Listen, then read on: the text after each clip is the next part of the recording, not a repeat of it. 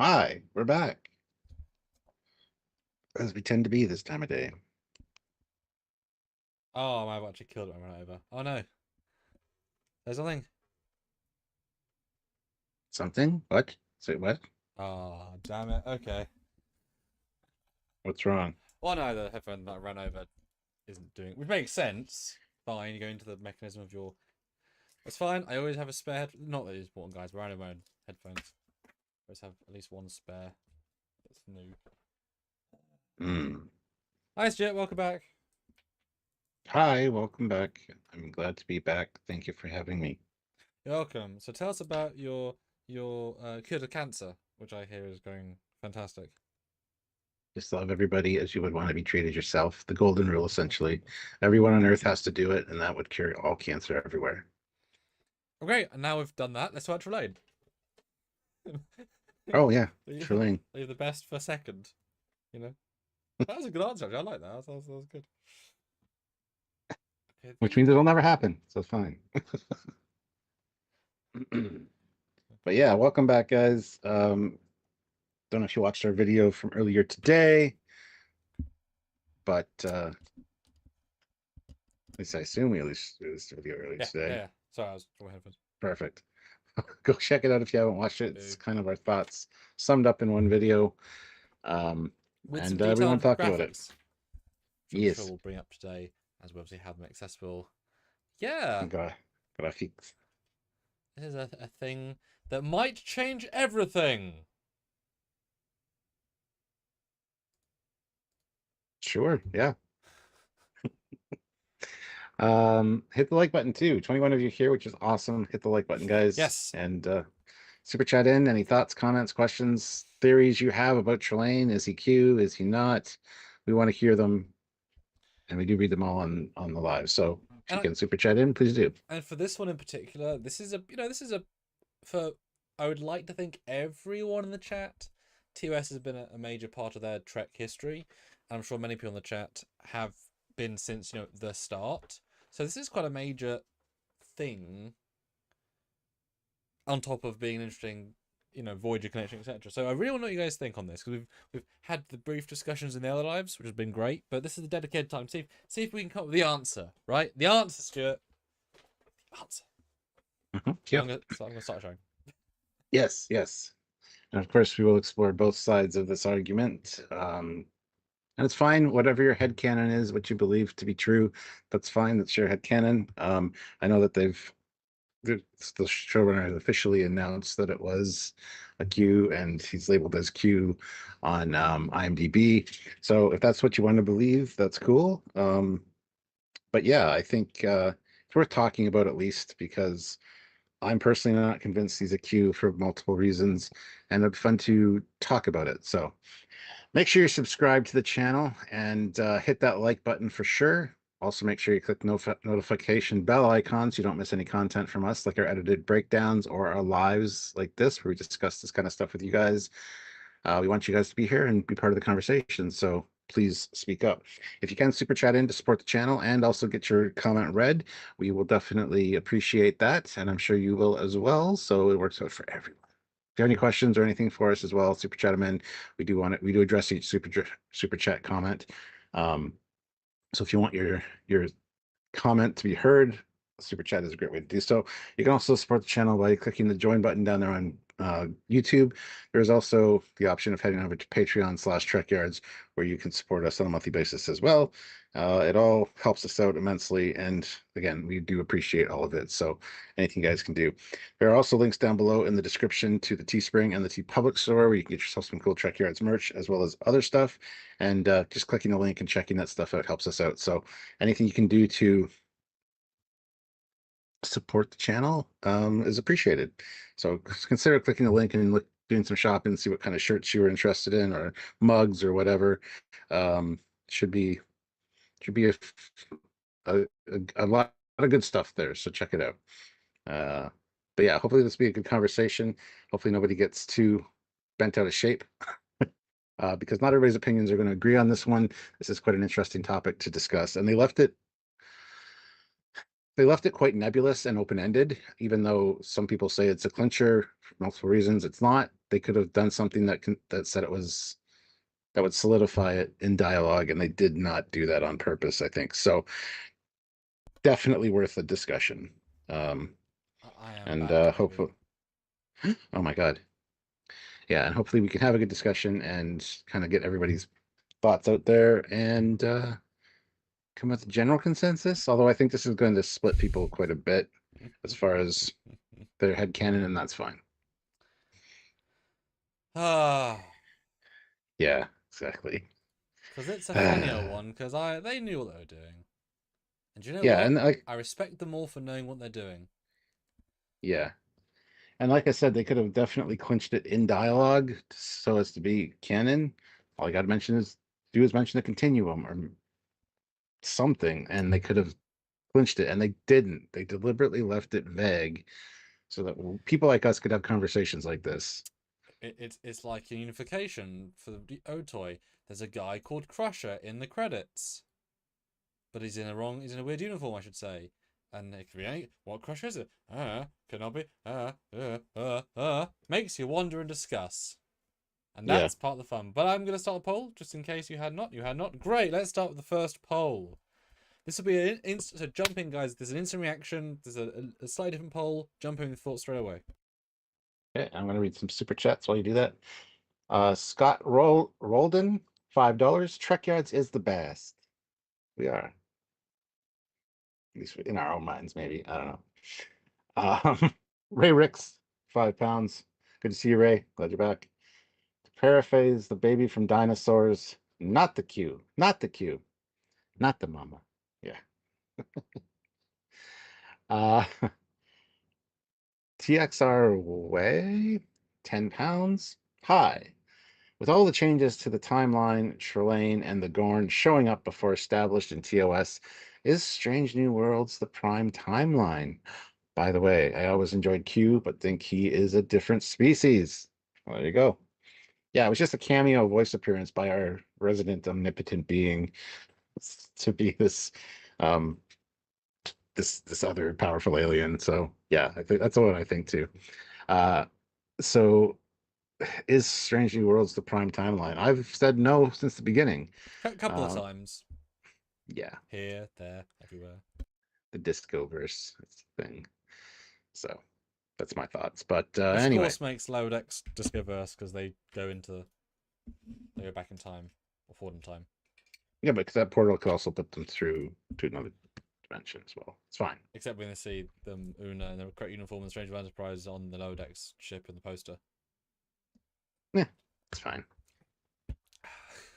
Straight with the poll. It's not quite the poll you're expecting, but it's a slightly different way of phrasing it. Because I want to know what you guys think. Because some people might not care. We like stuff about canon. We like creatures like characters like this. Read out the poll Mm. and vote. Do you care who Trelane is truly? No, he was a single TOS character.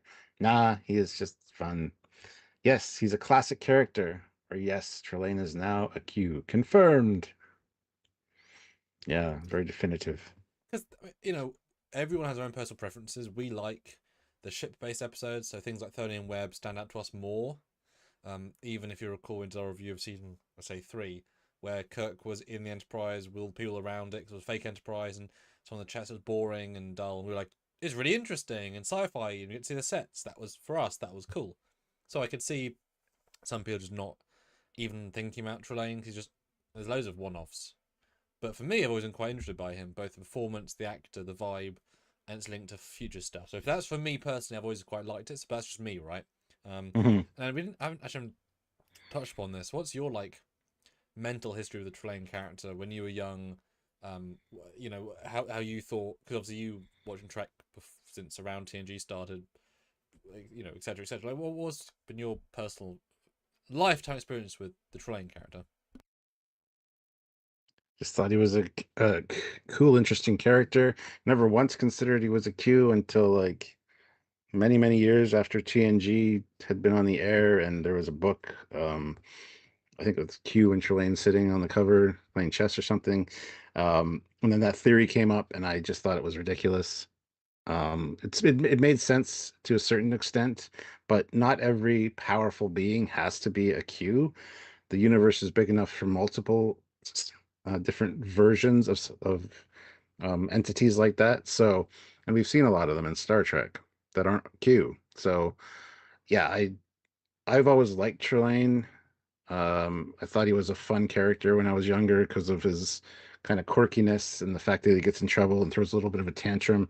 That was kind of fun considering how quote unquote old he is and the mistakes he made, the simple mistakes. The thing that never really made sense to me was the fact that he needed a machine to amplify his power in the episode. Um, but that was just typical TOS trait. There's usually a supercomputer somewhere behind a curtain, a la Don't the look Wizard of behind the Oz. curtain. They Yeah, say. yeah, a la the Wizard of Oz. So I think that's fine. If he was just a lot younger then, needed the machine to amplify his powers, that's fine. But yeah, I've liked Trelane, and I think this new episode and this new actor has really done him justice. Like it really is so well done. It's more Trelane, and that's kind of awesome. And also considering who they cast and his like they didn't have to do much to him to make him feel like the look of Trelane. I'm now Hmm. interested to see if they would consider bringing him back for seasons 4 or 5. They haven't really Hmm. done returning characters in Strange Worlds because they're trying to do so many different things, which is fine. But I could certainly see that being, now they've set something up with him. If he popped as Q became a returning character, of course, but I can see the Trelane character appearing to get help from Spock in season 4 or 5, Yeah, yeah. and it be a more clear representation because I'm guessing they'll use the audience feedback from this to adjust if they use him again, right? If the audience says obviously he's Q, then they'll maybe even show the dances. They can play it many ways.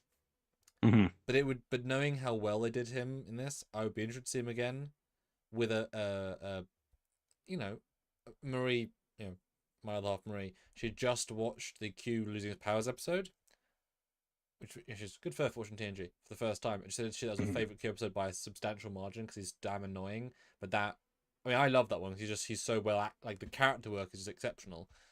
But this is a good story, right? And that Yeah. doesn't. So Trelane coming in and doing a meaty, not a silly story, but like still in the vein. I would like to see a second episode, and you wouldn't necessarily have got me saying that a month ago. Do you want to see two Trelane stories in Stranger Worlds? Like, right? But like, yeah, Yeah. I would totally see a second one of this. That could be interesting. Totally agree. And I think Mm. he did the character so well. I think it would be kind of a shame if he didn't come back for another episode It's later kind of down what I was the line. thinking. So Imagine Cyborg and yeah, Trelane in an episode together. yeah, The God off. Well, you had Q versus Spock on the podium, which is an amazing audiobook. So imagine Trelane versus Cyborg. It's not quite the same, but it's damn close. It's yeah. illogical, Mr. Trelane. Illogical? No, it's not. You have logic. You're gonna go see Shakari. What is Shakari? What? Nothing. Shut up. Sorry. Continue. That's what you guys think. Um, we got some more super chats. Wayne H throws in two Hi, Wayne. pounds. Q first appeared as a ball of mist in Hyde and Q. Uh,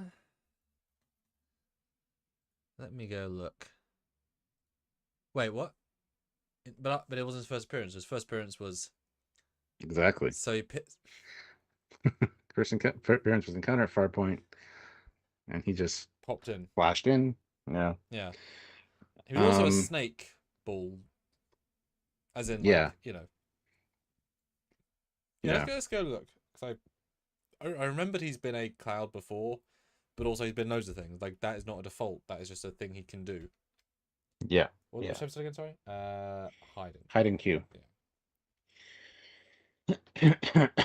Well, ironically, he Ray. fights a cloud when he loses power. That alien race is a cloud.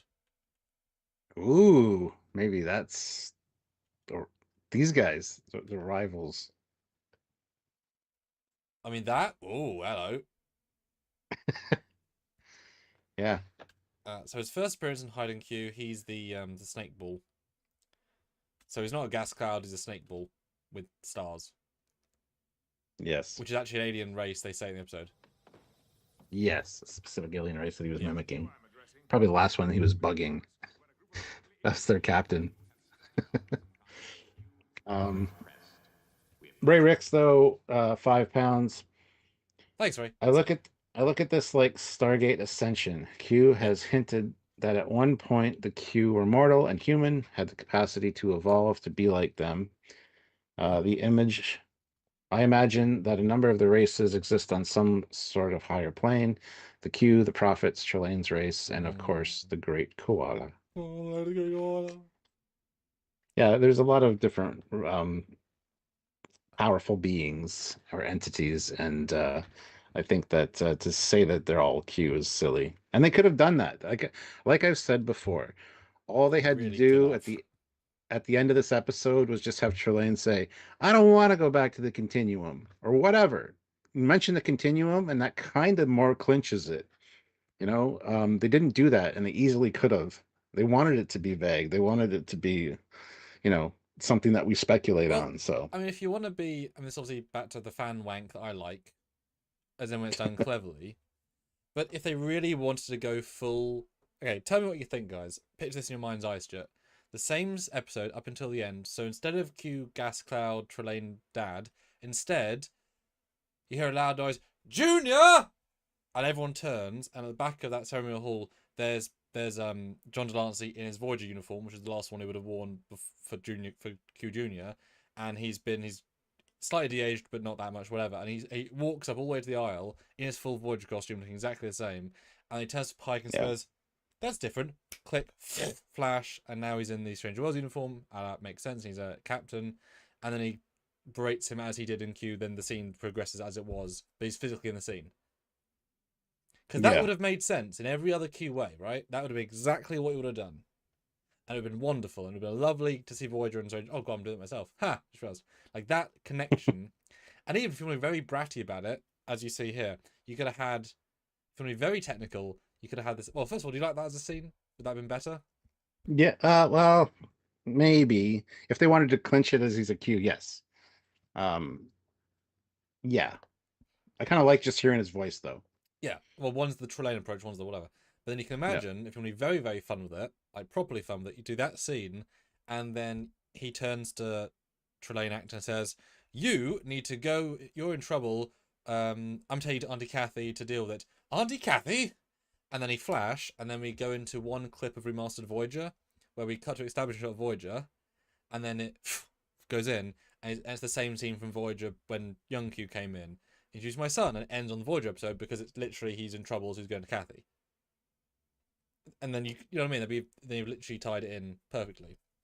Would it make sense? I don't know. But like you could absolutely bridge the gap. And certainly remastering one scene from Voyager would not be that expensive. yeah, Just saying. Just saying. yeah. Sergeant Montgomery, member for 55 months at the Oh, rank of lieutenant. thank you, Come on, Fantasic. Dad. Can I just go hang out with Aunt Kathy and Neelix? And 7, especially 7. And Itchy. Yeah. Itchy and Cuball. Yeah. TXR way, 5 Thank you pounds. so much. Trelane's computer was the source of his power. It probably also told his mom and dad Yeah. what he was up to. An omnipotent baby alarm. Yeah, for sure.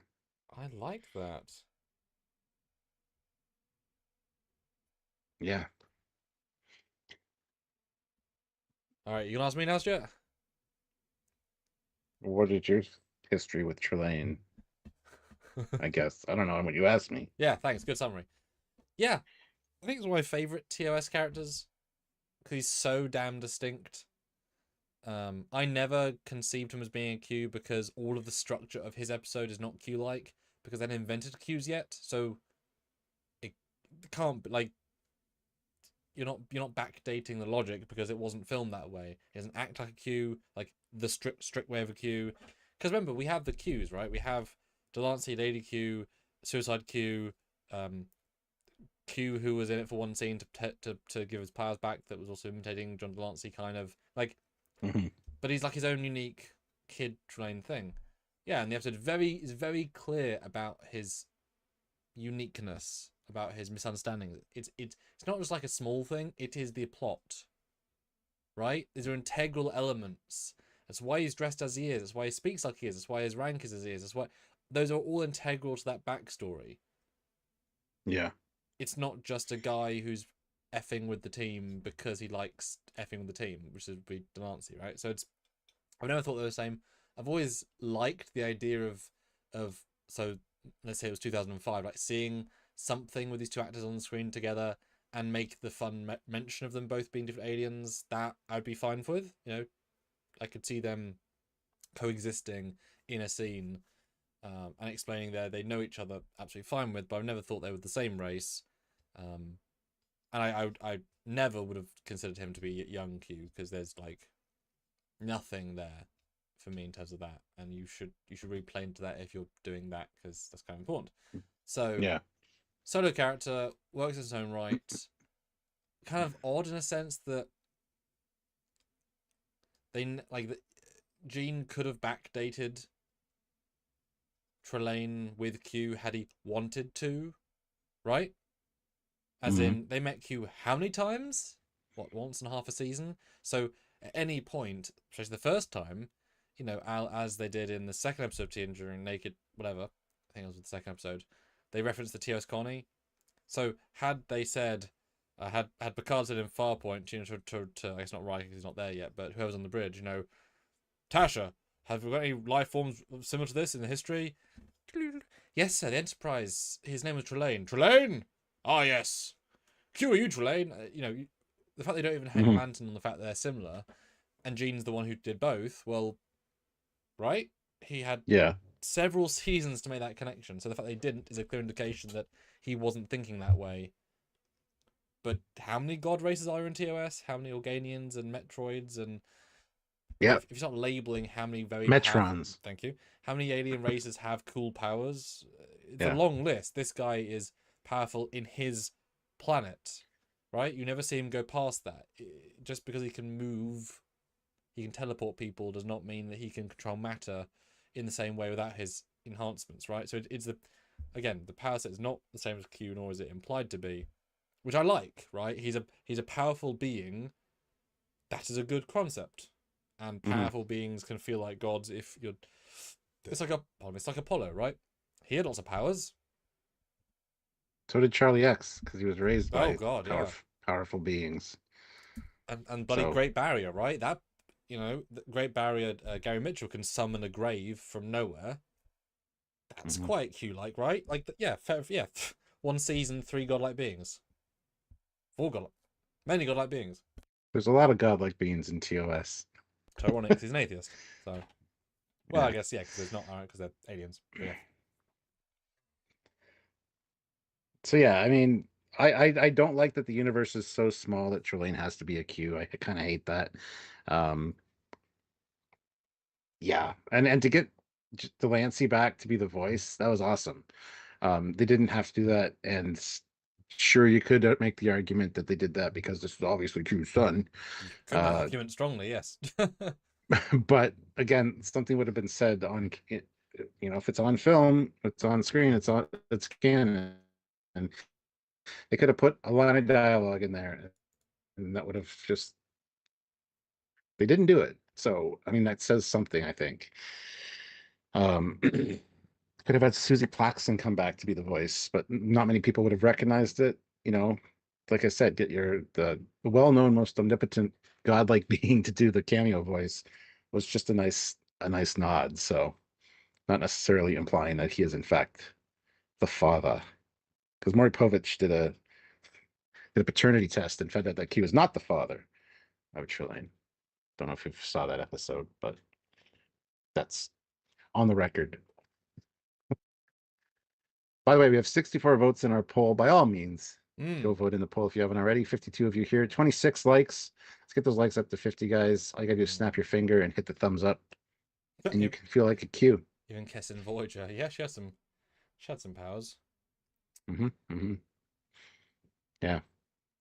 Because there's something, the Q existence is so specific in Trek. They are like even the way they framed Picard season 2 and 3 with the very literal "I'm dying" and a very literal "I'm back,"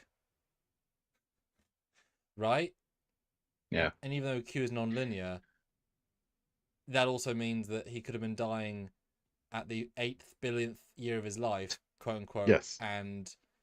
but he knew he was Yes. dying at his 4th billion, and so he made a thing out of it. But always lying, right? The way they undid that so beautifully allows him to be anywhere and everything, which is absolutely fantastic. And that, Yeah.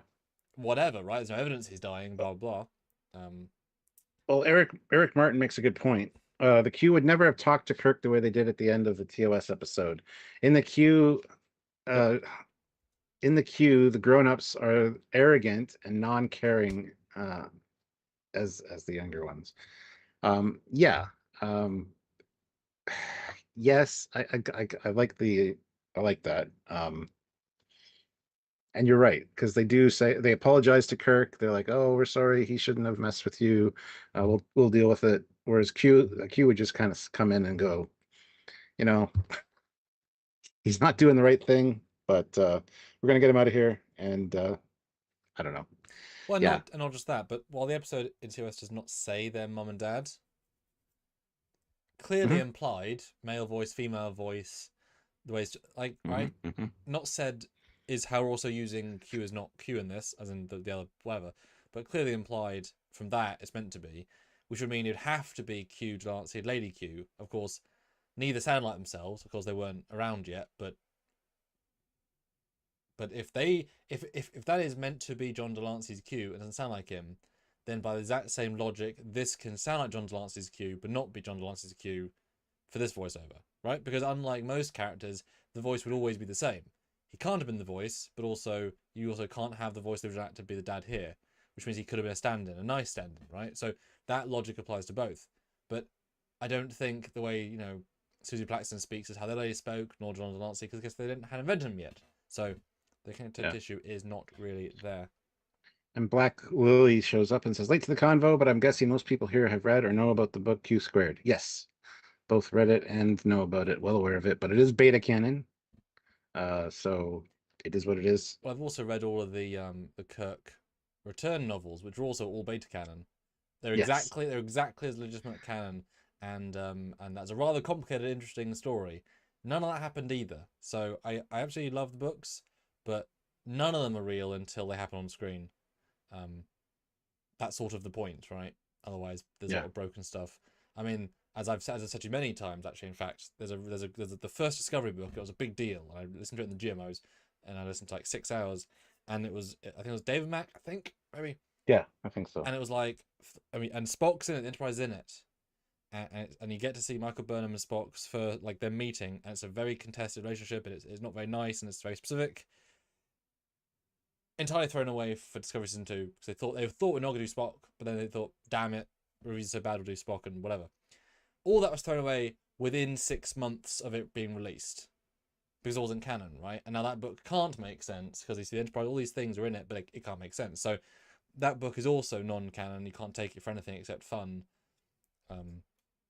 Sorry, but just saying. Otherwise, you can start. I can start to give you lots of examples of that doesn't work, blah blah. Yeah. Beta Etc. canon is its own thing, and some of them are fantastic. Mm-hmm. Some of the books are amazing, Mm-hmm. as like an alternate reality or whatever. Mm-hmm. But like Sam just said, they can get very easily squashed with current Trek, just ignoring it because that's the canon because it's on screen. It's not their job to read every novel. Can you imagine if you were a writer who worked on The Witcher and Deadpool 3 and you're walking into writing, right, we're doing an episode about this character. You got to read these 19 novels about the alien race because they're all canon. Like, right? They should just hire people that know because they've read the books like us. I haven't read the books, not in the way that you'd need to read the books, right? It's a lot of books. Yeah, but you've been in Star Trek long enough that you know what the books are about, even if you haven't read them necessarily. Some. So, yeah, But then stuff still surprises me. multiverse, everything is canon. I'm fine with the multiverse. As I've said, this is Discoverse. This is not prime timeline for me, but Yeah, that's just me. That's my head canon. just makes comparisons sort of impossible then. Which is hard because we're a review analysis breakdown show. Yeah, Because otherwise, like everything becomes a hand wave. Ha! yeah. Ah. Okay. Zachary Gibbons. I'm glad they left it a bit open-ended as to whether Trelane is a Q. They don't say one way or the other. It's open to interpretation. Exactly. And it generates conversations like this. It keeps everything in the foreground. And as I've said, they could have easily, one line is all they would have needed to throw in there to really kind of give you a definitive answer, and they didn't do it. So I give them credit for that. And Dan Ben says 7 of 9 and Captain Picard never met until Picard, but then also they did. Exactly. Yeah, no, I'm going to give full credit. You know, episode 2 I thought was a thoroughly enjoyable episode. Lots of fun. We get really strong reviews. If it's best of the season, I'm okay with that. It's kind of bold to say this early on, but I'm okay with that. And the fact they left everything vague is strong for me because, as we often say, one-line dialogue can fix a plot hole. But they deliberately walked on the edge of that hole. And they just kept going around it. Because they know what they're doing. I say that, of course, but last episode, first episode, I mean, different writers, though. Some writers are more careful than others, and of course that was a more complicated story. But clearly they did not want to answer the questions in this episode, otherwise they would have.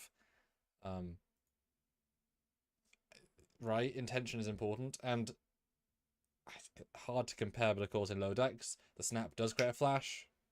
Of course it would. And in, not Prodigy, but in Picard, the big boom of a snap was very intense, but whatever. Also a snap flash. If all they had to do was give, like, I think even for us, if there was a snap visual effect when he snapped, we would have no argument to stand on, right? There would be no leg. Like, oh, okay, well, it has to be, right? Like, there's nothing you can say after that point. You couldn't argue that a fake, like a Trelane non-Q would fake a Q power to look like a Q to him, right? But they didn't do that. And they knew that's the thing. And not even a sound effect on the click, really. There's an odd thing here or there. But it was like the world, like a big, movement of air. There's a few little things, but nothing consistent. And the whole point, Q, is it's a very consistent life form. It's actually oddly consistent when you break down maracas and everything, Yeah. Yeah, I mean, I wish instead of a snap for Trelane, they would have done like a hand wave or something, because we've seen even Qs do that instead. Be gone. Sort of yeah, so they made it close, and that they didn't confirm with the visual effect or the sound effect. So I mean, it's very interesting the way that they chose to do it. So even if it was one snap and then a wave and then a whatever, there's different ways that they could have done him. But yeah, there was obviously a moment where he does like a this, because out of frame, so you can't quite see if he snaps. It implies he is, but you can't necessarily see. But yeah, certainly, I would have liked to have done more variety of things, because otherwise then they're establishing a rule that he has to click. Now, I wonder if he did click when he put Q in the bottle. As in, like, out of the bottle. When he put Spock in the bottle? Out of the bottle specifically. Like that scene. He didn't. Because if he doesn't do it once, then he doesn't always have to. That's sort of a rule. He was on the bed looking at him, and then it kind of snaps to the other side of the bed edit-wise, and you see Spock, and then he like flips over on it and says, "Let's go, Mr. Spock." That's what I remember as well. Yeah, I don't think there was an action. There might have been. So if he doesn't have to snap, then the snap is a fun choice versus a technical power necessity, which is what the Q's. Oh, that's interesting. You know what would happen to everyone if you made me mad? I'm just watching the thing now, so we'll hear it for a second. Oh, that's weird. When he does put him into the bottle, it's a really weird edit. He puts his hand together, you hear a click sound effect, but the actor's not moved his fingers between that and the close-up. So you don't actually see a snap. You hear it, but you don't see a snap. Very small note, but the edit's really clear. He doesn't actually snap. Like, because it's a thing, right? It's not just this. And Wayne H, can't the Q just think their powers? I think that snapping their fingers is just a bit of theater. Oh, it absolutely is theater for the Q. Showing off. And they, like I said, other Q have done like hand waves and stuff instead of snapping. So, but yeah. Yeah, he's turned so you can't see. Yeah, he can do anything, but the point is not the snap. The point is the effect. To change matter, it involves the flash. That was always the conceit. Even smudges, remember, it worked just to move a cigar in someone's hand. Yes. Right? It was Well, I that. mean, It was that literal as a power set. It was how he moved and changed matter. you're creating matter out of nothing or changing a reality, so Yeah. that's going to take a lot of power. And as we know, you can't. Every time you do an action, it creates heat, creates sound. There's a lot of different. So yeah, I love that there's always that audible and visual, like because he's doing something super powerful. He's literally changing the universe.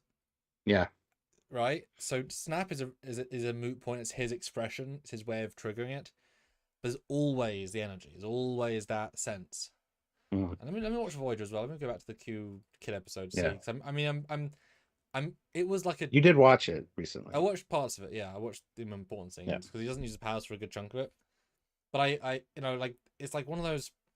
If you were in TNG season 5 and you bring in Q, you would understand the rule as he snap flares. That's like a Bible rule, right? It's not as if that was a suggestion. It was like a concept. Yeah. Let me see if it's wizard. And Eric Merton says Ardra was one of my main Yeah. TNG crushes. She can steal my soul anytime. Yeah, her effect was more of a transporter effect, though, as they talked about. But yes, yeah, another example of technology not pretending to be powerful.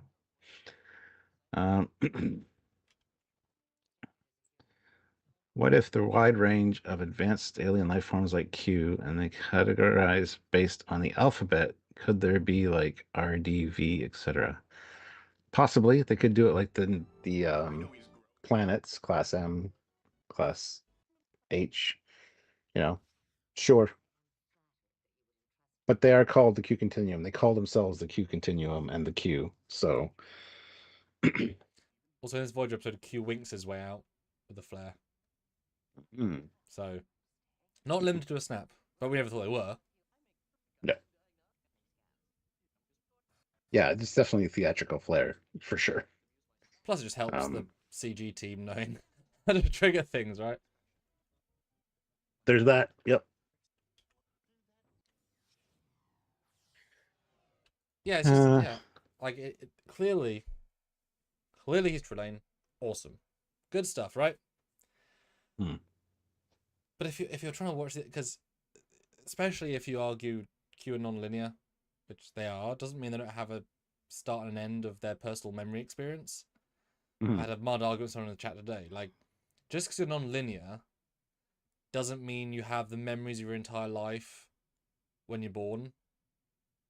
Because otherwise, the episode of Voyager where he wants to mate with Kathy to make a baby, he would know the answer.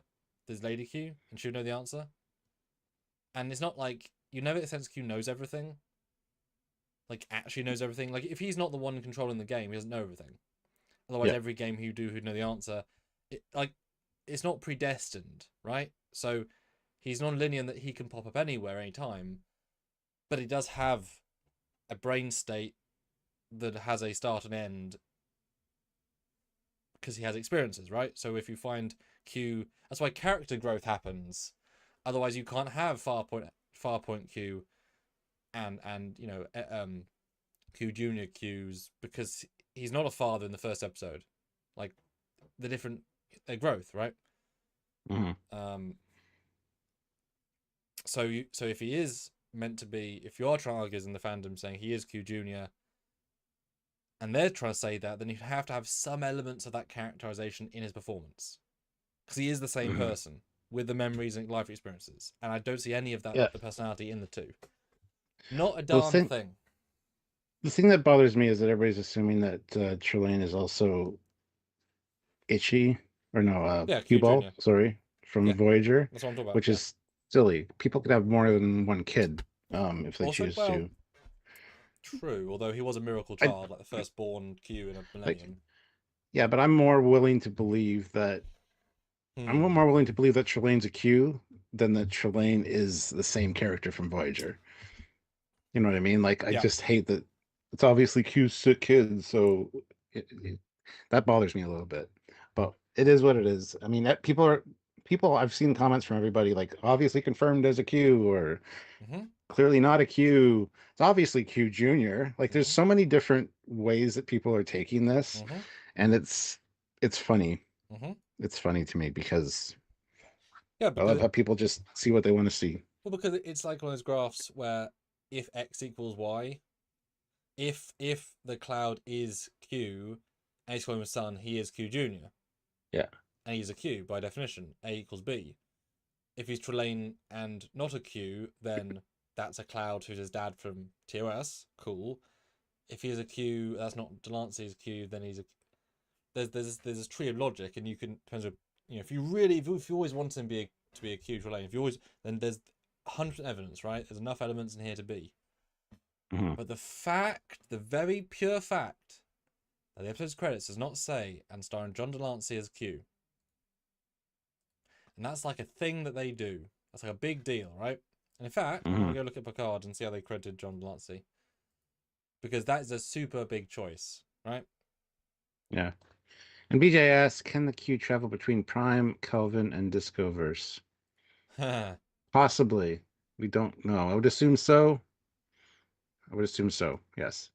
That'd be my assumption, but I mean, maybe they are confined to one distinct timeline. Because otherwise that would be absolute chaos if they had full reign over all of them. well, so it depends on your definition, because Q was in the alternate timeline of the Confederation. Yes. Which was a changed universe, which is not the Prime timeline anymore because it changed. But didn't he change it to that? Season 2 doesn't know. Maybe it doesn't change things. Maybe it just moves people to an alternate reality where one thing is slightly different. That's Tapestry, right? That's Tapestry, doesn't Yeah. But you know what I mean? Like he already did exist in that universe, and if Tapestry was a true alternate universe, that universe he was existing, right? So he can obviously live. But then are you arguing that branch point universes are not the same as fully parallel universes? In which case, Kelvin is a branch universe because it branched from us, but then past that it wasn't. But obviously it branched from their perspective, our perspective, because they went back in time. So it's not a branch; it's a back. Yeah, it gets a bit convoluted, but yeah, of course it can. Is my answer. Sorry. Then the question though is Delancey's Q the same Q in every timeline in the universe? That's then the real question, which I can't see as being true, because then he'll be meddling with 5 cajillion Picards, which means every version of that, which means he'll be bored. It's more interesting if each Q is native to each layer of the universe, or each universe, and there's unique Qs they can travel if they want to. But there's a mini, because the Qs have rules, right? They have trials, they have rules. So it'd be very, for me, logical that the Qs are like requested by other continuums not to F around in their turf. You can visit, but your visa does not go for more than a day in our universe, other Q. Yeah. Something silly like that, but you'd have to have some sort of rules, otherwise why would he care about RQ? Then him being friends with Picard at the end of season 2 means nothing, because he has 5 trillion Picard as friends. It only works if that's a Picard who he's genuinely made a connection with, right? That is his Picard, that's his special thing. They are friends. Devo says, I would believe if Trelane is a half-brother, or Trelane's whole race is an offshoot of the Q. Again, there's so many powerful beings and entities in Trek. Why do they have to be related at all to the Q as an offshoot? I don't like confining the universe-wide, universe to so small that any being that has the similar powers is considered Q automatically. I don't like that. I don't think that's right. So, oh well, whatever. It's fine. The half brothers odd, because then they who did what of who, right? Q had sex with somebody from this other, or or from Yeah, really weird Mama Q half brother, and then he's adopted because that other Q right? I don't know. Yeah. It's but again, they knew what they were doing. They didn't answer any question. They got all the information for every version, which is weird. Because Qs, guess what? They don't travel in you know, in Cloud Balls. Well, I say that, but of course, I mean, it's equally dumb. But there's a scene in Justice League, if you recall the recenter one, Mm-hmm. where Flash and Cyborg are digging a grave or digging up a Yep. grave, and it's like, Yep. but Flash, you could do it in 0.01 seconds. Why have you manually did this with him for 5 hours? Yeah. Like, there's no reason for that, and it's just bad writing. Yeah. So same thing with this. There's no reason he's just a gas ball if he's a Q, except bad writing. Unless he's a Trelane being, then there's, because that's what they are, right? Yeah. Yeah. Sergeant Montgomery says, even though it was John Delancey's voice, I thought of it as Trelane's parents using technology and creating a wormhole to communicate through. I never got that impression at all, even in Squire of Gothos. They appear as like pulsating energy beings. So interesting. It's amazing what people come up with on with these kind of things. Yeah, seriously. BJ, if there can be one Q type race, there can be many, like the TNG episode with the Cold Man who wished away an entire civilization after they killed his human wife. Oh yeah, the Shellyak.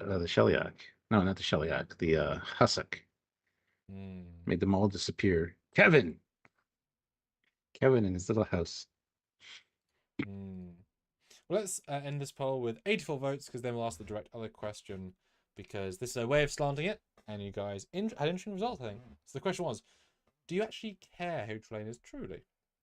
The winner, though, is yes, Trelane is now a Q. Confirmed with 45%. Wow. With a big old split in the rest of them. Second is nah, he's just fun. So, and then 17%, yes, he's a classic character. And no, he was a single TOS character. So everyone likes Trelane for the most part.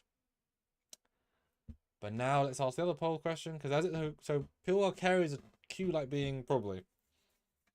Let's see the rest of it. And hit like, guys. Use your Q powers. Hit like, or your Trelane powers, whatever you think.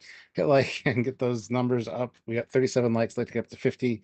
We have 59 of you here, so you guys can, influence the world, as it were, by changing that like number. Also, make sure you're all subscribed to the channel. If you're new here, thank you for joining us. Check out our edited video we did on this earlier today. If you haven't already done so, it's more compressed, more concise, but we love getting your input as well. So super chat in any thoughts, theories, comments, questions you may have about this. It does support the channel and help us out, and we do read them all, so consider super chatting as well. Lots of ways to be all powerful on your end. Devo 77X, a true look at John Doe in Transfigurations. His whole race was evolving into energy beings. Yes. There's even a theory out there that I've heard that the Q Continuum are in fact evolved humans that now live in all of space and time. So it's us like a bazillion years down the road after we've got rid of our physical form. Oh, so we go from the Warp 10 salamanders into a Q being. Yeah. We got to get to that salamander state first, Gotta and get then to that total Zen peacefulness, and then all of a sudden we just the bodies dissolve and we just become Stargate. Yeah. Yeah. So the new poll is up. Is Trelane a new random Q, specifically Q Junior from Voyager, or a unique being as shown in TOS? Just 3 options, because there's only 3 options. Yeah. The Bad Trojan throws in $5. So thank you so much. Maybe he has a hybrid Q in hiding, and that is why he is ignorant and can't put things together.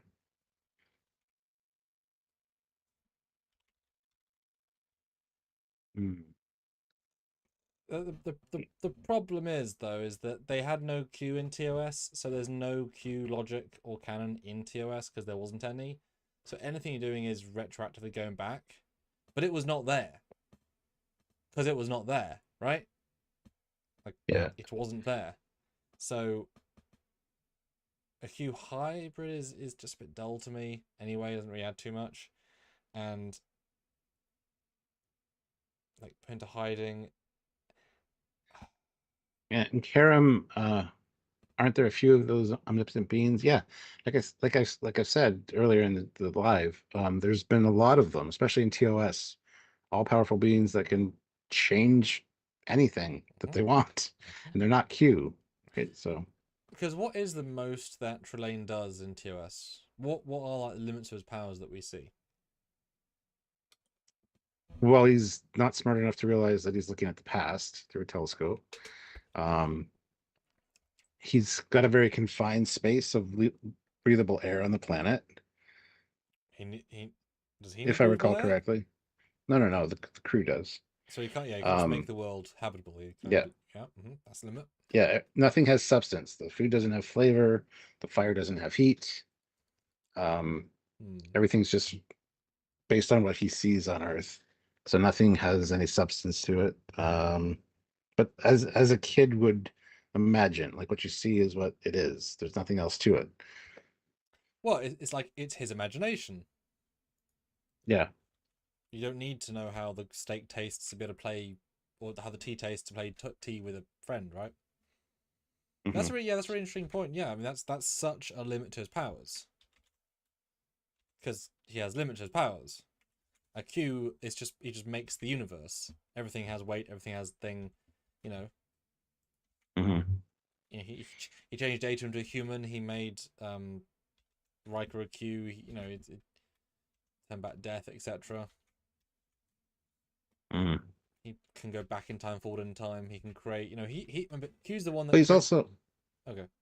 He's also an adult Q, so got to remember Trelane's a kid in TOS, and this one I think he's probably like pre-adolescent or adolescent. Man. Yeah, that. So not quite all the powers or the knowledge to use them properly. I don't know. That is fair, but again, Q Junior from Voyager had full powers, and that was sort of the point. He was a menace because he was a teenager. He was a youth with all the powers. Was a Ute? Yep, and he was explicitly being thrown out of the continuum because he was too much trouble because he was that young. Yeah. So that was the whole point, right? And that's why it was an interesting concept that the Q aren't born anymore because they've gone past that. So they create a new being to try and create a new harmony in the continuum, and they've got a young person in the with the full power set, and how that's also made from Delancey, Yeah. which is a really that's the whole point of that storyline, right? He's a menace. He's under 4 years old, and he's a menace because he has all the power. There was not a single hint that he got powers as he grew. He had all of That's true. He's accessed the universe powers, right? Yep. And that's the problem. Both Trelane and Q Junior had very specific storylines that were very well thought out and fleshed out for what they were trying to do. And I think you can't bridge the two because they were not conducive to that. Yeah, you gotta make the argument too that in Voyager, because they had said that there hadn't been a young Q or a Q born in millennia, right? Yeah. That kind of in and of itself is saying that Trelane was not a Q, because the writers possibly knew of Trelane, so they put in that line so that people wouldn't assume that Trelane was a Q, because that was only like what 100 and some odd years earlier, way less than a millennium, and it established in that episode. That's the whole premise of the episode, that Trelane is a child. So, which, yeah, as we said before, although he's 8,000 years old, so millennium, yeah, whatever. Yeah, but I just said in the episode, and someone also had commented to him previously that Trelane's just lying in TOS, that he does know all this stuff. I'm like, I mean, if you can just say a character's lying in any episode, then you can say it for anything, anytime, right? Yeah. It sort of devalues it, because like, oh no, Kirk's lying when he knew about David. It's like, what? Oh, Carol's lying. It's not really Kirk's son. Well, it changed all of Vathicon, right? Oh, she's lying. What evidence do you have? No, she's lying. It's like, BJ puts in $2. Oh, were the 3 ghosts in the Christmas Carol Qs? Possibly, which would mean Pelia is in fact a Q, because she was the ghost of Christmas Present in Scrooged. Not only is she she's a Q pretending to be a Lanthanite. A Qthanite. She's a hybrid shit. Or a Lanthanu.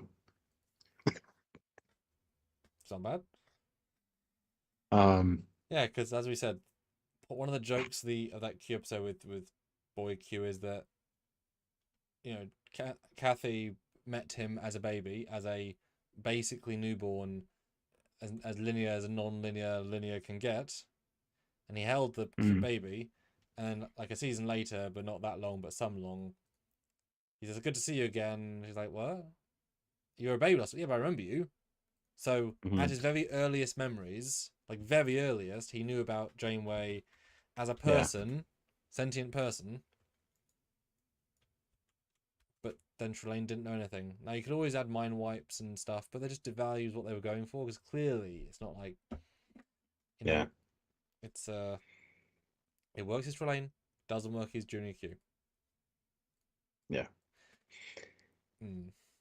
BJ says beings on the planet and TOS's Day of the Dove were pretty powerful, not Q level, but pretty godlike. The Organians, yeah.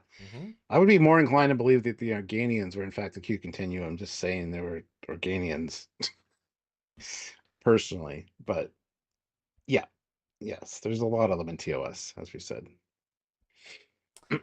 Wayne says, what if they took away most of his powers, so this is Trelane and TOS, to keep him under control until he could learn a little humility? I mean, yeah, Q's can reveal Q's powers in a second. That's not, you know. And maybe if you want to be very annoying with it, you could say he is a Q, and he was put there to mature, and they took away most of his powers, like to almost everything. And then, but then he worked out a way of building. He's still smart, right? Powers, no powers, he's still smart. He's able to build that machine on the planet using whatever native stuff he was given to give him a boost so he could do some Q powers, because he's like, I mean, this is ridiculous, right? You can't take away my powers, but not go off the planet. I guess? Yeah, possibly. But is that interesting? Not really. But we've also got our top fans. We currently have Ray Ricks is our number one today with 1,075 XP, with TX only 25 behind him with 1,050, and Thebcher at 325. So big old margin. So guys, let's see if you want to raise yourself on the ranks with Donnie being 75. A lot of 75s, yeah. Add some of your thoughts and raise up the top fan rank. It's fun to see Ray so high. Yeah, and the way you can do that is commenting, of course, or super chatting. Super chatting obviously ramps that up quite a bit. So if you want to be our top fan for today's Q discussion, if you're a top Q fan, let us know. Super chat in. So how would you then feel? So if we take what the episode is implying heavily that he's indeed Junior Q somehow, he's a Q somehow, all that stuff, right? If all that stuff is true, right? How do we explain the fact that his powers can be defeated by the power of love? Huey Lewis in the news. That's the power of love. You can't. So there's no argument to be made, because, I mean, Q doesn't have control over free will necessarily. I don't think he can, because he's offered people powers before or whatever. He could just make them want the power, right? I think there's a free will issue with the Q. So yeah, I don't know. That's a very good question, actually. Now that's the entire conceit of the episode, right? That he can be bested. And it certainly isn't bested, you know, there's some argument you can make to Q1, as in Trelane wanted to be defeated to make the game more interesting, but also he didn't, because, you know, he wanted to win against Corby and he lost, right? I suppose maybe you could argue that Father Gasball was putting a limit on Trelane's abilities to allow others to break them with the power of love. Well, why wouldn't he have interfered sooner then? Well, he was interfering sooner, it's not very much. What, the daddy Q? Yeah. The daddy Trelane? Yeah, the whole time, just some. No, I think he just finally found him at the end. But I'm saying when he showed up. I'm saying if he was there the whole time and he allowed the power to be broken by power of love, like limiting the control, Then he would have just stepped in and said, "Don't do this." I agree. So that doesn't make sense either. Yeah. Because it would have. I can't imagine any episode of TNG or Voyager or DS9 where you'd have Mulgrew on the bridge and Q has generated a Talaxian death squirrel on the bridge, and she's like, she goes to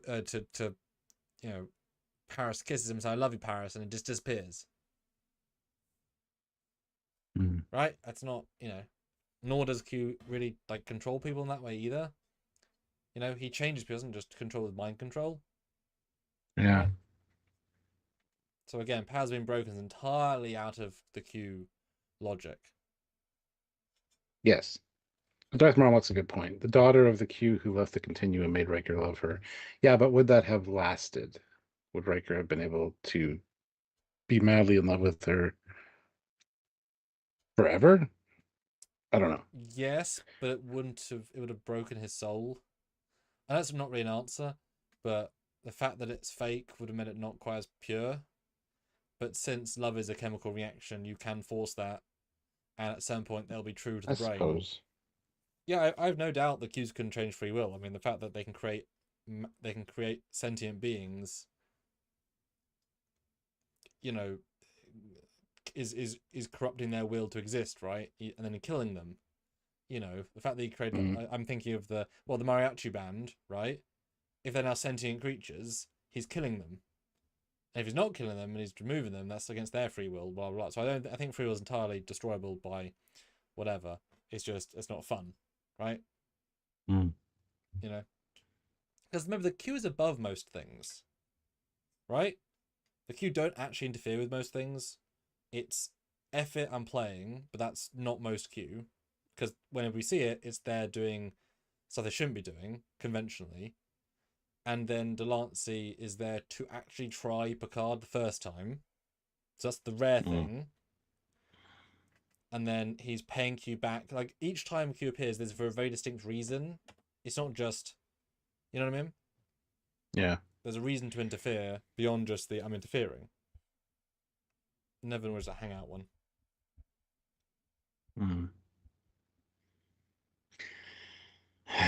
Classic for real, $2. All 50 in the chat split this $2 bribe and vote for Q Jr. Yeah, do you vote Good in to the see you, poll? Classic. Good to see you. Do you vote in the poll? Because that's the big question, right? I want to see all the votes in the poll. All of them. All of them. And I want another 9 likes. It's 50. 57 of you here and only 41 likes.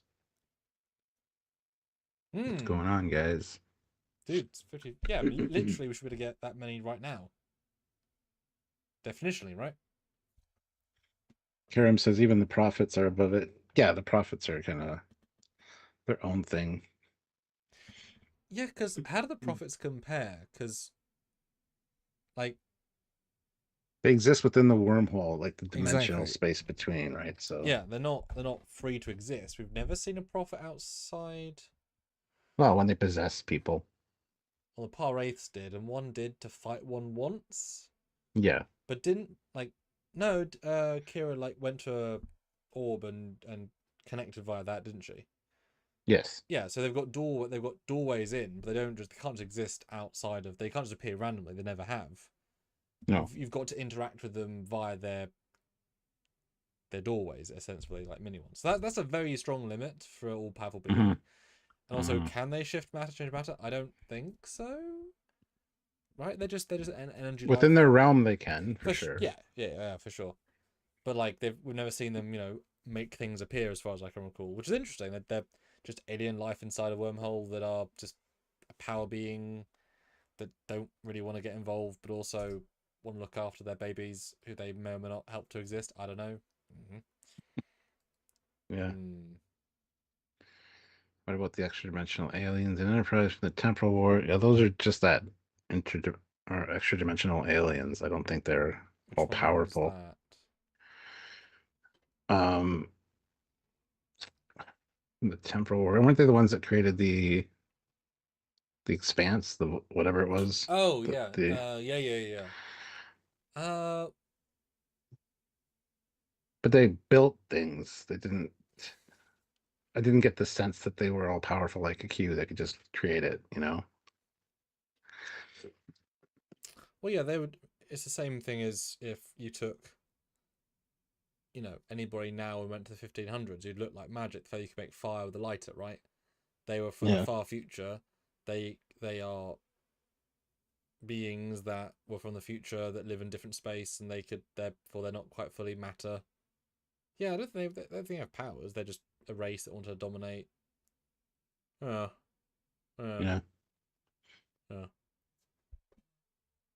Uh. Look what they have done to the Gorn. Nothing is sacred to these writers. Well, they honestly do a good job with a lot of the stuff they've done for Strange New Worlds. Like, you got to give them a lot of credit. But they did flat out say, yeah, the Gorn are just this now because it's more exciting. But it Yep. totally takes away the whole impact and punch and point of the story of Arena, where it's not just a reptilian thing that we should be terrified of. It's actually a sentient captain of a starship.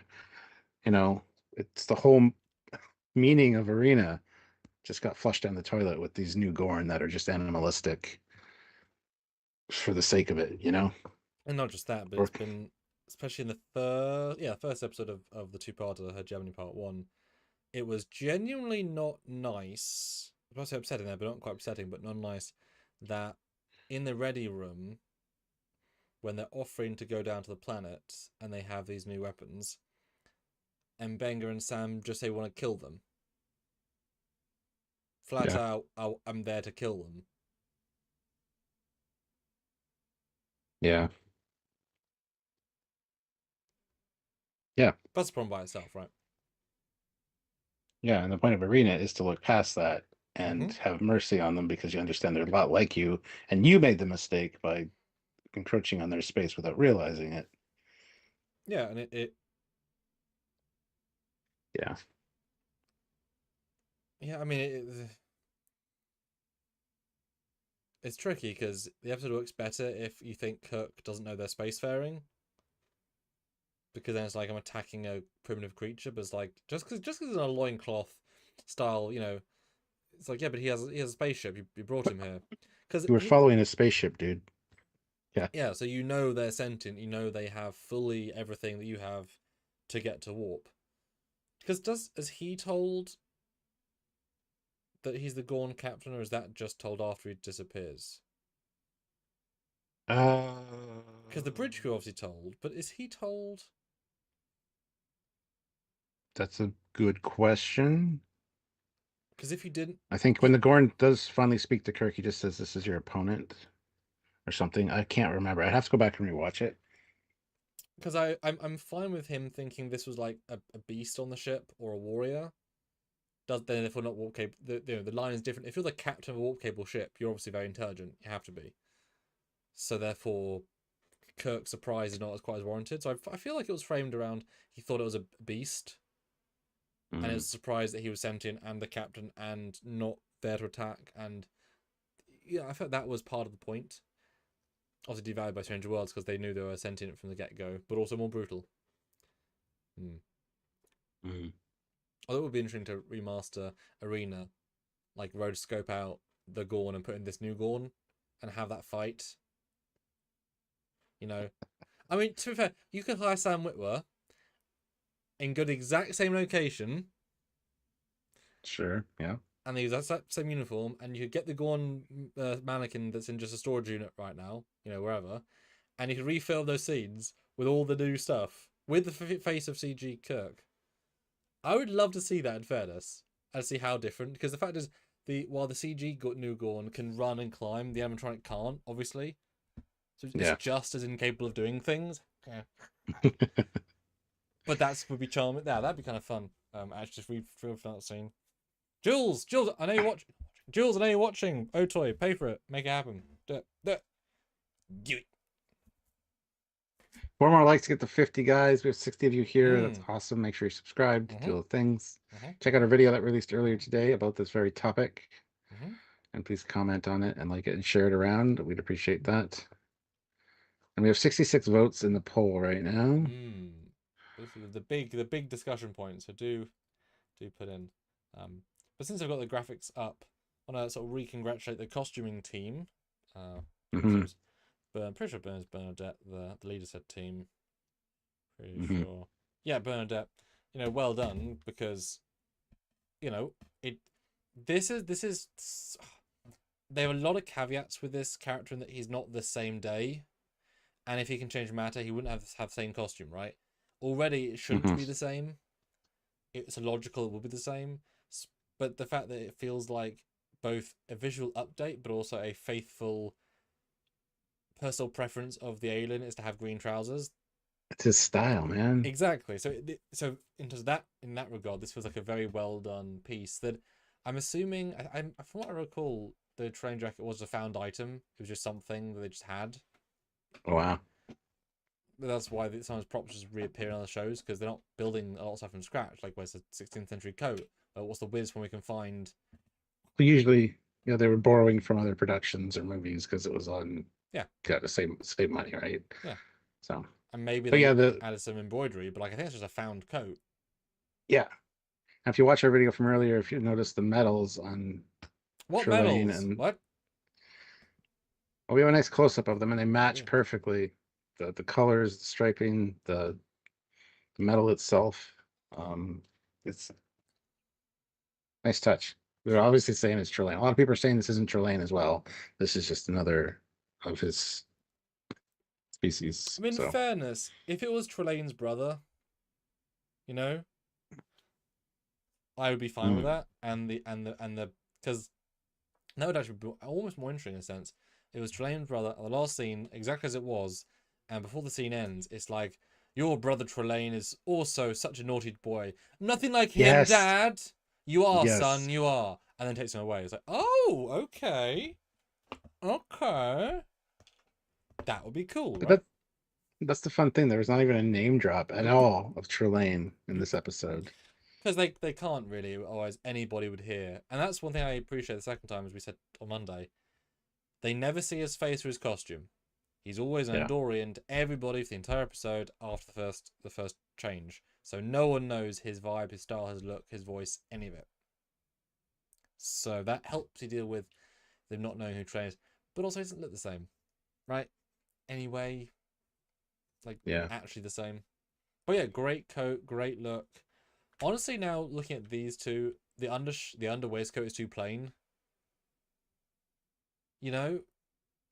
It's a really great ensemble, no complaints. But like, if you compare the two, it's shockingly plain. I'm kind of wish they did something with it. I think it's a little ascot like thing up there, but yeah. No, he's just more grown up. He's an older version of Trelane. Yeah, that too. Which I had a comment today on one of our videos, or I guess the training video, saying they are the same medals. I'll bring that up.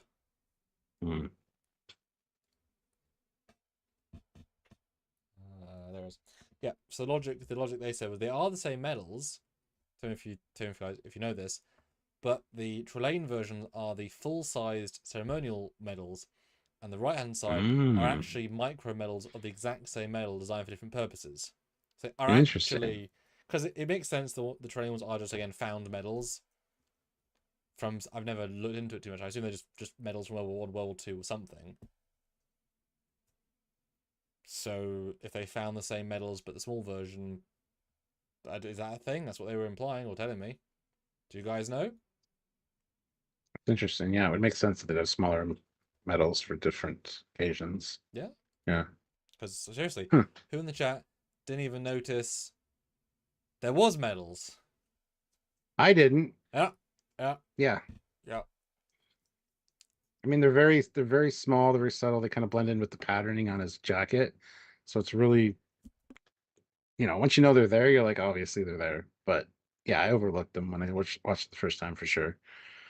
So, but no, I mean,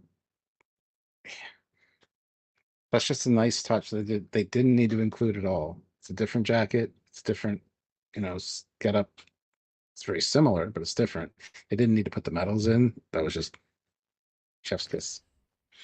That said, we would have also slightly complained if they hadn't. Right? We would have said, oh, come on, guys, we don't Yeah. need much medals. So the fact they did with a beautiful update. Yeah. But I really, really appreciate. Oh no, jump in. That's right. Dave and Laura is here, so hi, Dave. Hey. Says, yep, that's it exactly. I have full and miniature models or medals myself. Depends on the occasion. The occasion and the outfit. Yeah, the uniform. Interesting. Yeah. Good to know. Because I really like the idea that that he has got a lot less arrogance. Because he's a lot less arrogant, I would say. He's different. He's more like, you know, like I say, he's from child to teen, but a more mature teen. I buy that. And so his ego's gone from being, I don't have to be a show and tell. Well, it's just for him because no one's seeing him, but whatever. Like, I don't have to have the giant medals like I have small medals because I'm not the same arrogant boy. That's a nice, gentle bit of narrative that I see. And it's also not him playing, quote unquote, playing with his pets, as he said in Squire Gothos. It's more grown up, like he wants to help Spock at the cost of Roger Corby because he doesn't like Roger Corby, because Roger Corby was digging up dirt on his home planet. So yeah, it's a different mindset. It's not so selfish. Like he's trying to do the right thing as he sees it to help somebody else out, right? Like it's a totally different mindset, which implies an older Trelane, maybe matured a bit. Because there's no implied downside to this fake reality except it's not the truth, which of course is enough. But you know, he doesn't, like Chapel, you know, did fancy Spock relatively recently.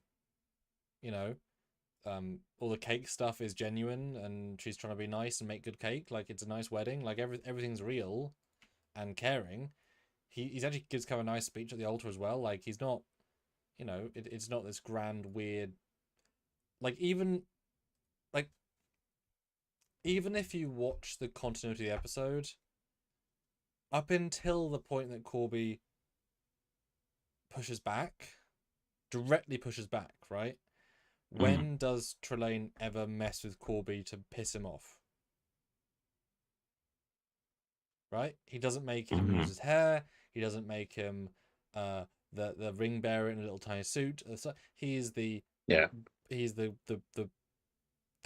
the bride's best friend who's at the wedding with no downsides. The downside is just that he's having to watch the wedding. Although I guess that implies that's an interesting point.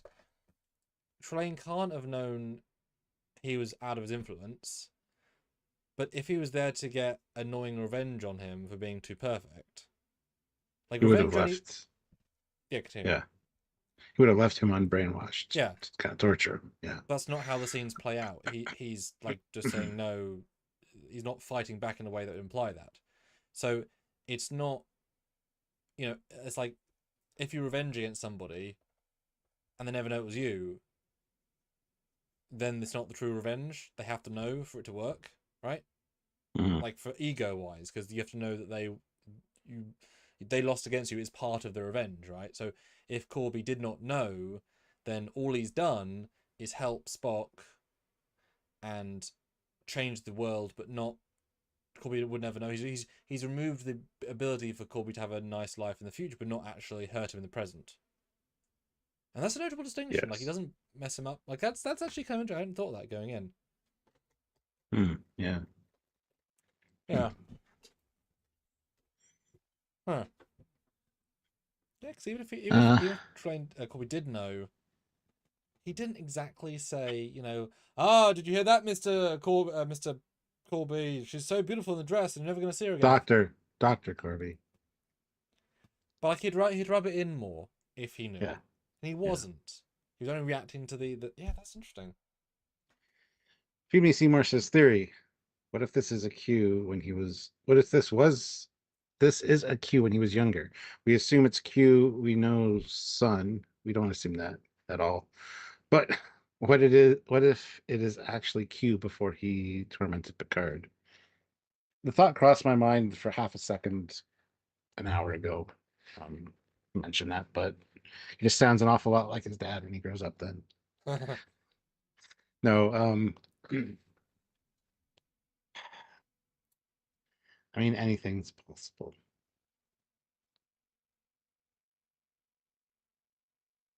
Yeah, I don't know. I mean, that's super non-linear then, because if there's not been a Q for millennia, who's born, and this is a young Q, then it sort of makes all that a bit.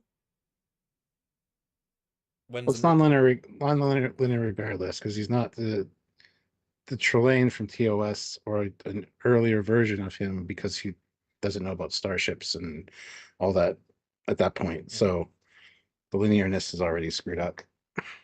Yeah, but there is still some linearness because they are trying to have a baby in Voyager, which means there is no baby yet. Then they have a baby, and now there is a baby. So there is a non-linear, there is a linearness to their existence to be able to create what was not in the previous scene. And to also say there's no Q born from millennia, otherwise they would know Q was born because he's already been born. I say that, of course, but because Q has been born in the future, he can affect the past. So they would know, but not. Yeah. Yeah, but for this story to work, you have to have some semblance of logic. So if this is Q's dad and Trelane is our John Delancey Q,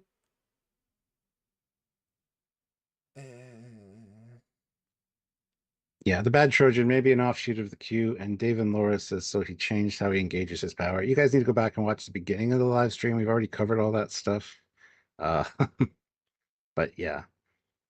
Wayne H, don't forget that time may work differently with the Q than we perceive it, much like the prophets that see time all at once. We're not forgetting that, don't worry. We're absolutely not. Because it's fictional, and they didn't think it through either, so it's kind of hard to add that on, right? Yeah. In a good way. But either way, Trelane did not know about spaceships. So he didn't have all of his knowledge from the future as well. So he was linear. His brain existed linear. Obviously, he would have known about his future. Jimmy Seymour says, how old did they say this guy was? He was 8,020 years old. And as soon as they said that number, I thought, okay, I gotta go back to Squire Gothos and see if they say his exact age. Because if he's like 7,900 years old in Squire of Gothos, then it's just an older Q or an older Trelane that's gone back in time. They don't say his age in Squire of Gothos, just that he's very old. And it would have been, because the thing, all these questions they'd have had in the writer's room when they're pitching this, they would need to know which is this before or after for it to make sense. They would know that, right? So it would have been nice, but they could have answered this question, which means no debate from us, which is great to have. If Trelane had said while on the Enterprise, this looked better last time, or I'm so glad you got off your planet with starships, something. But yeah, but like if you reference the Enterprise specifically as being I've been here before, right? That's all you need to know is after that instant. Yeah. What does the poll say though? So you directly get to vote. 84 votes. Well, that's pretty good. Can we get 90 votes? I feel like we can. Evo 77X says when he was posing as the wedding planner, he said to Spock, "You always amuse me," or something to that effect. He did. He said, "Your sense of humor always amuses me," something like that. But he'd already had a few interactions with Spock in this episode, so we're just referring to Spock in this episode. Well, not just that, but he's actually playing a character of the wedding planner, who in this timeline Spock went and picked, had meetings with, organized stuff for weeks. You walked into my office saying you wanted a fantastic wedding. So they were. So he's actually so if you watch it, he's not playing. He's playing the character, and therefore any of those dialogue is specific to this moment. It's a very fair point, but it's absolutely in the episode. There's no confusion about that. Oh, 88 votes, guys. 90 votes. I'd love to see for the poll. Maybe a very interesting result so far. You can move the dial. 2 more votes.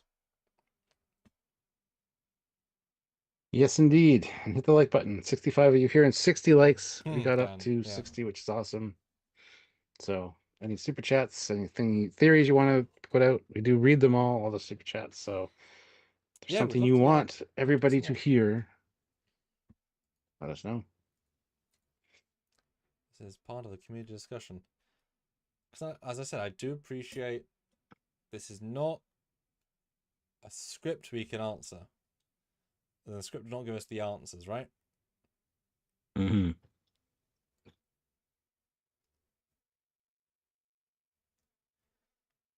because, you know, in a similar vein, there's an odd moment that I missed the first time where he literally goes up to the window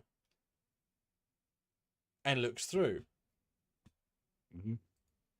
Q does not need to corporeally be outside a window and peek in. Right? And then disappear. Well, the anomaly that was detected above the ship before the transport as well. You wouldn't detect a Q before a Q shows up. Nope. Yep. You know what I mean? Those just not Q-like. Because I do recall at one point he does appear on a window, outside a window. But I believe the scene was to actually enter the set and talk to the person, or to be seen, because then it makes sense. You're acting outside of their comfort zone to put them not at ease, right? Oh my god, you're out the window. That's crazy. But they're not looking in. They're waiting to see them out. There's a difference in context, right? Mm-hmm. Amy Seymour says, digging in the dirt of his homeworld, so Boyce knew where Trelane was from or came from. Do the Qs have a home? Well, yes, they would have had a home at some point before they became non-corporeal. And yes, it was the planet that him and Chapel were working on Hell, as the backstory. archaeological fellowship. That's where he saw him digging around in the dirt, and that's why he followed their ship to the Enterprise. Yes, And made it's not trouble. not the Q homeworld though. It's Trelane's homeworld. Trelane is not a Q. So, but in the same logic, because they never see or hear him as Trelane, they would not link those things together. All they know is that some creature who could mess matter, who does become a ball of energy, which is not rare, as we said, no, lived on this planet. Cool. If you find the Organian homeworld, you're not going to say that's Organians or even help necessarily that much, right? I would, you know, certainly, and in fairness, that might come up again, as in, you know, Chapel's gone back to that, I assume. So that would be interesting if they reframe that, like, you know, Corby knows this planet used to hold a very advanced race. That's actually kind of interesting. Maybe it'd be dealt with. I don't think so, but it might be. Yeah.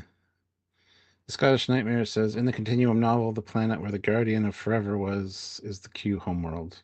Well, that's beta canon again, and that's, yeah, it's such a small universe. Of course, that has to be the Q homeworld. Qs never go to a green gas; they flash. Yep. I mean, they can be a green gas, but everything Q does is intentional. So he's intentionally turning into gas for some reason, intentionally flying up in real time, intentionally flying out of the station in real time. Which Q wouldn't do. It would just snap back to be on the planet he wants to be on. Yep. Feed me Seymour. Do the Qs have a homeworld, and did Dr. Corby dig it up? The Qs probably do have a homeworld, yes. But it... Or they always existed, like the Great Koala, right? Sure. Yep. I'm fine with that as well. You're allowed to have energy. You know, a big bang can create energy. I mean, it can't create energy, but it expelled energy. Maybe some energy formed in the vacuum sentience. Because if you can have carbon-based life forms and silicon-based life forms, why can't you have sentient energy-based life forms that form on their own, right? And that evolves to become cognizant. Because if they only form our shape to talk to us, they aren't that, right? So, you know. But with 94 votes, shall we get to 100 and then close the poll? Because that's a lot of votes. And Scottish Nightmare, the homeworld could just mean the planet where he lives on. No, it couldn't. Clearly not how that's framed 9.9 times out of 10. Yeah. Yes. I know what you mean, but no. Now, that's not to say that if Corby was not digging on the planet from TOS, You know? Well, that's with Rock and the androids and the old ones that the androids killed off. Like, that's a whole thing. It's probably a different planet, I would assume. Yeah. But if you'd said my homeworld, not the old homeworld, right? Yeah. Okay, he says the old homeworld as well. So yeah. Yeah. I mean, if humans become non-corporeal in 5 billion That's years, true. I'm sure we'd come back and visit Earth and go, "This is our old homeworld." There's Yeah. nothing here that's recognizable, but Yeah, and if you want to take the episode literally, that Trelane's a Q, his dad is Q, but then also you have to take literally that the Q homeworld is this planet, and therefore they're not evolved from humans. yeah. Because you've just, all this information is canon. And you would still think that even an Earth colony would still say our homeworld was originally Earth. Right? Yeah. The original homeworld, our old homeworld. Yeah. Yep. And since we see like post Discovery, well, not that's necessarily real canon anyway, Prime Universe, we see so many things like go rogue and not so good in Discovery. So it's like, 45,000 years after Discovery Season 3, the Alpha Centaurians think their homeworld. Yes. Okay, guys, vote. I want to chat spam. Okay. Ooh, okay. Ready your tablets, your phones, your iPads. That's a tablet. Put in the chat right now either the word Q if you think he's a Q, or the word Trelane if you think he's a unique alien. I want to see a giant spam. I want to put your name to your vote. We've got a poll, but that you A may have missed it and B it's anonymous. Put your name to your vote in the chat right now. Is he Q? Is he Trelane? Type one or the other thing. I want to see who says what. I want to see a giant wall of text that says Q or Trelane right now. Yeah, Jimmy Seymour says, I mean, Reese is younger than TOS, and TOS Trelane is older. No, because TOS Trelane thought that humans still lived in castles. He didn't know that they were spacefaring until they arrived. You can't and he watch, messages the ship. You can't watch these back to back and think this one comes first. I'm younger. Like, can't work in any way. In fact, how old are the actors? Not this important, but how old are the actors, I wonder? Ray Ricks, 10 pounds. If Q did evolve from physical forms, there is nothing to say that race even exists yet. They could have evolved a billion years after the current story, so homeworld may be irrelevant. Yes, you're absolutely correct. Yeah, no, very true. Very true.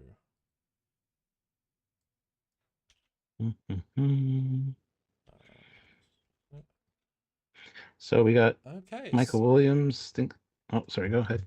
The new actor is, I'm pretty sure, about 10 years older than William Campbell was. Doesn't make a difference, of course, but it's interesting to see that 10 years older, the one on the right. It's interesting how... Well, Michael Williams thinks he's a Q. S1 Noir, Trelane. Dave and Laura, no, not a Q. We got another Trelane. He is Trelane Q Jr. I love people putting T. That's quite funny, guys. He's a P. Oh, just deleted that. Trelane, unique. Trelane, unique. Trelane, unique. I love how so few people actually did what I said. Trelane or Q. You don't have to put unique, just... But there's just such a smattering, and it's just so indicative of the comments I've been reading on other things about it. Like, so many people have it established in their brain what it is. And there's no room for leeway either. Like, they can't take an argument for the other option because they just get of theory to them. That's the right. Well, yes. Well, yeah. It's forget what that's called. Where you only see the points that validate your opinion. You just ignore the other ones. Yeah, confirmation bias. That's it.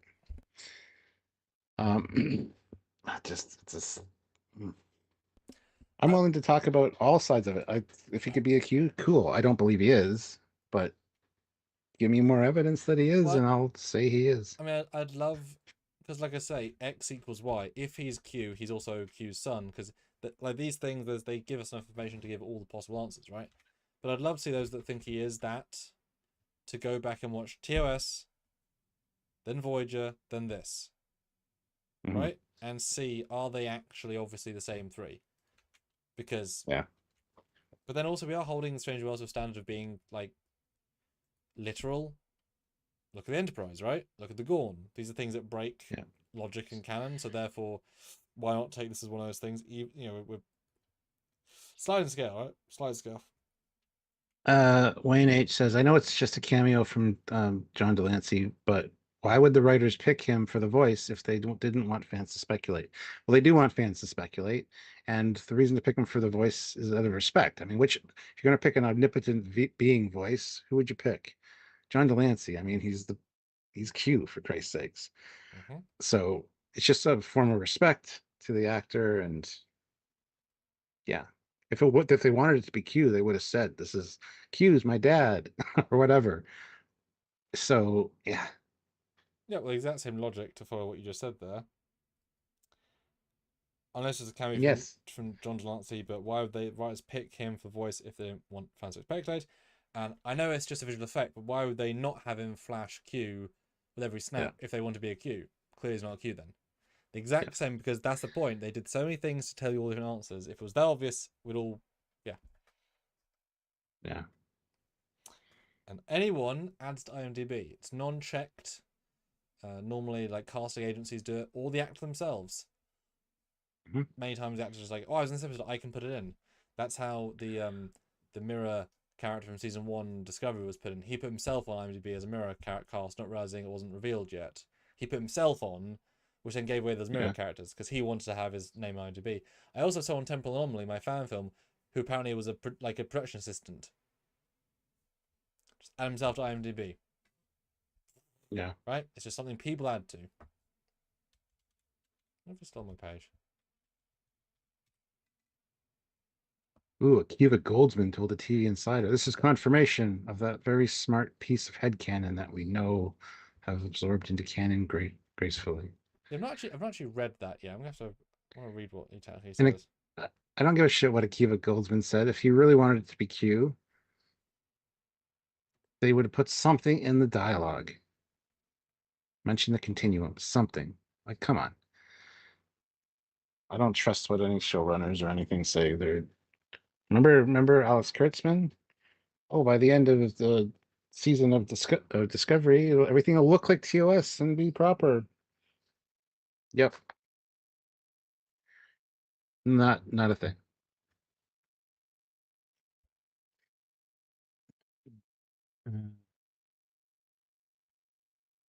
Trelane's planet is Gothos.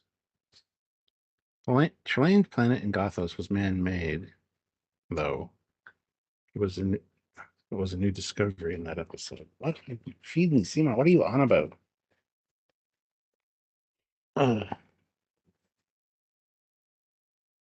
Anyway, I'm getting a bloody headache. 69 likes. Hit the like button, guys. Let's get those likes up. Yeah, can we get? I'm looking at our target goal here. Can we get another $2? I'm just saying it would be pretty cool, or 2 5s, etc. With your final vote, etc. Because yeah, like I say, like you said, they did a great job at not giving you the answer. Well, yeah, it's like it's actually kind of like season 2 of Picard, right? If the production tells us, the writers say, or says Q died in the season, he's dead, then he appears in season 3 of Picard. Yeah. Like, well, they're both, but guess what? Only the thing that is on screen is canon, because that's sort of the definition. Otherwise, God, how many things could you say? You know, it's like how we love Dave Blast, right? We love him, but at some point he was just putting people's names on ship graphics and releasing them, and you could say, "Oh, it's canon now because the production design did it." No, it's fun. It's a fun, nice thing he's making. It's now not canon because he said it. It's not canon, it's not the episode, etc. Kevin Scott 76 throws in Oh. $5, so thank you so Thank much. you. What about the Apollo episode TOS? Any relationship to Q or Trelane being? I think Apollo's power came from his followers. It did. He had a special organ that when they worshipped him, it powered Yep. him up. Just an And alien. no. Just an alien Yeah. that had yeah, like very advanced ESP. Yeah. Right? Life absorbing. Pretty straightforward. But he got 102 votes, Stuart, which is amazing. I'm glad people really engage in our poll because this is the big one, right? So the question is, I can therefore summarize the numbers. 100 people, we have 42, 20, and 38 respective people to percentage. So the winner of our poll is, with 42 people, is a unique being shown TOS. Oh! So the winner is not even a Q. Not that far behind, though, is a random Q at 38 people. And only 20 of the 100 believe that he is also Q Junior. So if we convinced you, you're welcome, because that is a significant percentage. That's 8 to 1 that agree he's not Q Junior.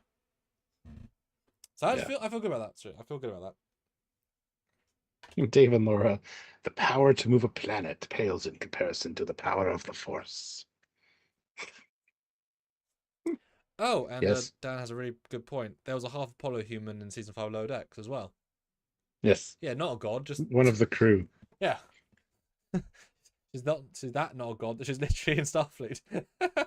As a demigod, yeah. That's a great point. Yeah.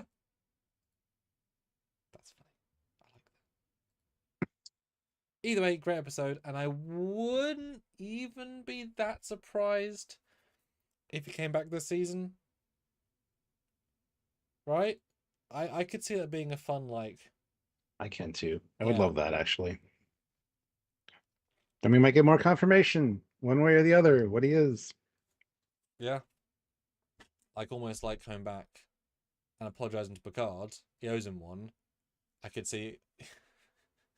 Yeah, imagine if it was like, yes, he's come back to... he'd been forced by his dad to apologise to Spock, and then doing so helped him at the end of the universe. At the end of the season. Yeah. Spock could be like, I don't like feeling feelings because it hurt my heart. He's like, ah, now you're the Spock from TOS. Bye. I don't know. We talked about that a little bit in previous live. Yeah. Yeah. Needs to mess with Pike this time. Sure. The Schwartz is stronger.